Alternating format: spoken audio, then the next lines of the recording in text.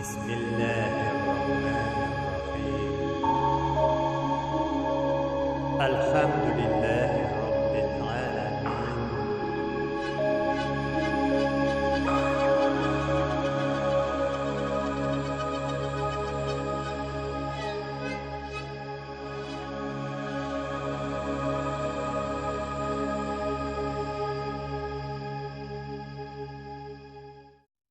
أعوذ بالله من الشيطان الرجيم بسم الله الرحمن الرحيم Assalamu alaikum wa rahmatullahi wa barakatuh muhtaram musulmon qardoshlar. Har barchamizda o'zimizni musulmon kishisi etib tuyamiz. Ham o'zimizni musulmon deb ataymiz-da.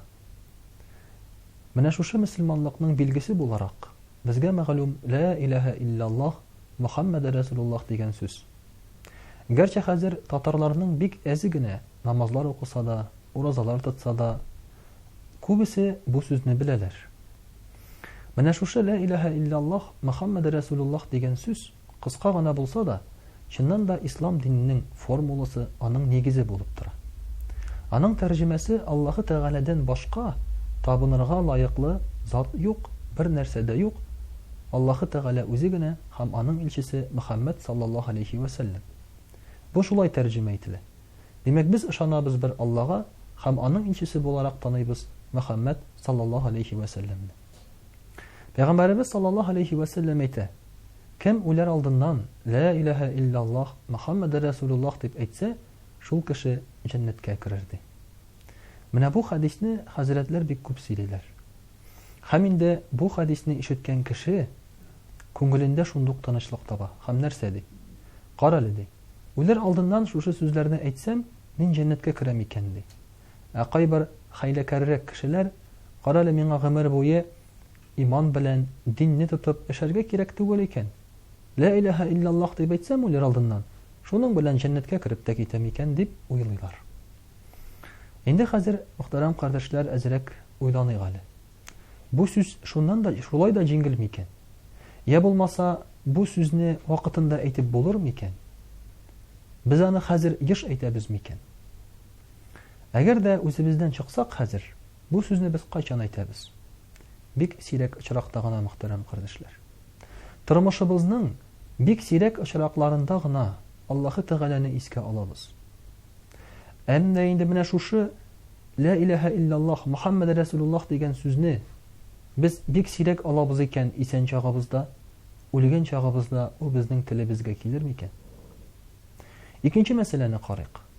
Muhtaram qardoshlar, mana shu o'lim vaqti u bizning eng og'ir vaqtimiz. Dünyada problemalarımız bek ko'p.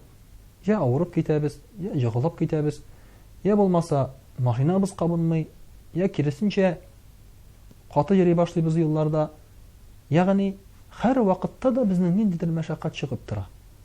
Lekin bu problemalarning, bu mashaqqatlarning eng zo'risi bu o'lim, turmushning bituvi. Mana shu turmush mashaqqatlari chiqqanda bizning tilimizga nindi so'z keladi? La ilaha illalloh Muhammad rasulullohmi? Albatta yo'q. Biz sugunamiz. Yig'ilsak falaningni falan etam deymiz. Agarda masalan mashina bilan Alloh soqqasin berilib ketsak, shuloyoq sugunamiz. Kishi bizga oldimizga chiqsa, shuloyoq sugunamiz. Agarda endi xotinga, bolalarga bir narsa anglatsak, anda da sugunamiz. Haminde o'lgan vaqtda da boshimizga shunday zo'r mashaqqat, problema tushgan vaqtda bizning tilimizga sugunu kelmasmi ekan? Agar sen umring bo'yi nindidir bir turmush ravishi bilan yashasang, o'lgan vaqtda da shulay o'lmasding, vafot bo'lmasding ekan. Abid Umar radhiyallohu anhu aytdi: kishi nechik yashasa shulay o'ladi, nechik o'lsa shulay tirilib chiqadi. Demak, mana shu la ilaha illalloh so'zini o'ylagan vaqtda, ya bo'lmasa jon bergan vaqtda aytasimiz kelsa, bizga ana muhtaram qardoshlar esan chog'inda yoshiroq aytarga kerak. Bizga yaxshi bo'lganda da, bizga nachar bo'lganda da, mashaqqat boshimizga tushganda da, ya bo'lmasa endi quvonchli shodliklar kelgan vaqtda da. Agarda shu vaqtimizda esga tushirmaymiz ekan, o'lgan vaqtda biz ani esga tushira olmaymiz. Ham shunga ko'ra bek sirak, bek baxtli kishilargina o'lar oldindan Alloh taolani esga tushiradilar. Үлер алдыннан бит искә төшә башлый безнең үткән тормышыбыз, калган сөйгән ярларыбыз, хатын, балалар һәм мал-мөлкәтебез. Бу кемгә кала, бу кемгә кала, моны нишләтерләр икән, моны булай итерләр микән дип, бик сирәк кеше генә Аллаһы Тәгалә каршына барам. Һәм миңа инде хәзер бу дөнья түгел, теге дөнья кирәк дип уйлый. Менә шуңа күрә дә тормышыбызны дөрес яшәгән очракта гына без бу сүзләрне ла илаһа илляллаһ Мөхәммәд Расулуллаһ дип әйтә алабыз, мөхтәрәм кардәшләр. Инде әле ул очракта да Пәйгамбәрбез саллаллаһу алейхи ва сәллям әйтә: ла илаһа илляллаһ дип әйткән кеше җәннәткә керер ди. Әмма ла илаһа илляллаһ сүзе җәннәт ачкычлары булса, ул ачкычның тешләре булырга тиеш ди. Ягъни, чыннан да ла илаһа илляллаһ Мөхәммәд Расулуллаһ дигән сүз Пәйгамбәрбез саллаллаһу алейхи ва сәллямның бер хәдисләрендә әйтелә, җәннәт ачкычы диелә. Ләкин Пәйгамбәрбез саллаллаһу алейхи ва сәллям үзе үк истәп куя: җәннәт ачкычының булырга тиеш тешләре. Бөтен ачкыч та тышкы яктан караганда бер төрле. Ләкин һәрбер ачкычның да бар үзе йозагы. Бөтен ачкыч та бер үк йозакка туры килә алмый. Менә шуңа күрә дә җәннәтнең дә йозагын ачыр өчен кирәк махсус ачкыч. Һәм шушы ачкычка кирәк махсус тешләр. Ә менә монысы инде, мөхтәрәм кардәшләр, ла илаһа илляллаһ сүзенә тугры булып, ла илаһа илляллаһ сүзе астында торган эшләргә тугры булып яшәү. Ягъни Аллаһы Тәгаләне тыңлау, аның әмерләрен үтәү, гыйбадәт кылу, гынаһка кирмәү, хәрәмнән тыелу. Менә булар бөтенесе ла илаһа илляллаһның тешләре булып тора, мөхтәрәм кардәшләр. Һәм әлбәттә инде шушы дөньяда Аллаһы Тәгалә ризалыгы өчен яшәгән кеше дә соңгы сулышы җиткәннән соң Аллаһы Тәгаләне искә төшерер. Һәм соңгы сулышында ул аңа ярдәм итәр. Шулай ук туганнары да иманлы кешеләр булса, кеше үлер алдыннан нәрсә диерләр? Алар әйтерләр: ла илаһа илляллаһ Мөхәммәд Расулуллаһ дип колагына әйтеп торырлар.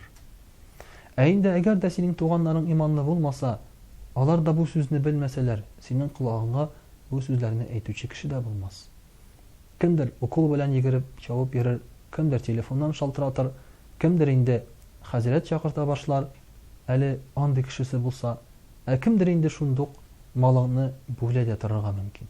Кай вакытта әле кеше үлмәгән килеш аның инде фатирын, малын, машинасын бүлә дә башлыйлар. Менә шуңа күрә, мөхтәрәм кардәшләр, шушы ла илаһа илляллаһ Мөхәммәд Расулуллаһ сүзләрен әйтеп үләр өчен әйтеп яшәргә кирәк дидек. Ләкин әле үзеңә генә түгел, ә якын тирәңдәге кешеләрне дә шушы сүзне белә торган итәргә кирәк икән. Хатыныңны, балаларыңны, еш кына мәсәлән никах укыган вакытта, алар бит инде күбесе 20-дән алып 30-га кадәр яшьләр. Һәм ла илаһа илляллаһ сүзен әйттерергә туры килә. Әмма иманым камил, 70% бу сүзне әйтә алмыйлар. Уйлап карагыз. Никахны укыйбыз бит инде татарларга. Татарлар арасыннан да 70% кеше яшьләр шушы сүзне белмәсәләр, алар балаларына нәрсә өйрәтерләр? Димәк, шушы ла илаһа илляллаһ сүзен белүче, менә без буын яшьләр, соңгы буын булмабызмы? Менә үзебезгә шундый сорауларны куйык әле, мөхтәрәм кардәшләр. Һәм әлбәттә инде матур итеп ахират тормышында да, теге дөньяда да рәхәтлек күрәсе килсә, әлбәттә аның шушы дөньясында дөрес итеп, матур итеп безгә яшәргә кирәк. Ә матур дөрес итеп яшәүнең нигезе менә шушы ла илаһа илляллаһ Мөхәммәд Расулуллаһ дигән сүзләрдер. Әлбәттә ул сүзләребез безнең телебездә генә түгел, ә һичшиксез күңелебездә булырга тиеш. Чөнки телендә генә булган шушы сүз ул һәрвакыт аның телендә калачак. Шундый бер хәл була. Бер укытучының укучылары аңа бүләк итәләр попугай. Шушы попугай дәрестә утырып ла илаһа илляллаһ сүзен өйрәнә. Һәм көннәрдән бер көнне бу попугайны мәче ашый. Һәм укытучы ялап утыра. Укучылары әйтәләр: "Эй укытучы, ялама, без сиңа тагын бер попугай алып бирербез" диләр. Ләкин укытучы әйтә: "Мин ди попугайны югалтудан яламыйм" ди. Менә шушы попугай ла илаһа илляллаһ сүзен белә иде ди. Әмма үлгән вакытта, мәче аны ашаган вакытта ул бу сүзне әйтмәде, үзенең кошлар телендә әллә нинди тавышлар белән кычкырды ди. Менә мин дә шушы попугай кебек булудан куркам ди. Гомерем буе ла илаһа илляллаһ дип әйтеп, үләр алдыннан шушы сүзне искә төшермәүдән ди. Менә шуңа күрә мөхтәрәм кардәшләр, җиңел генә карамыйк әле бу сүзләргә.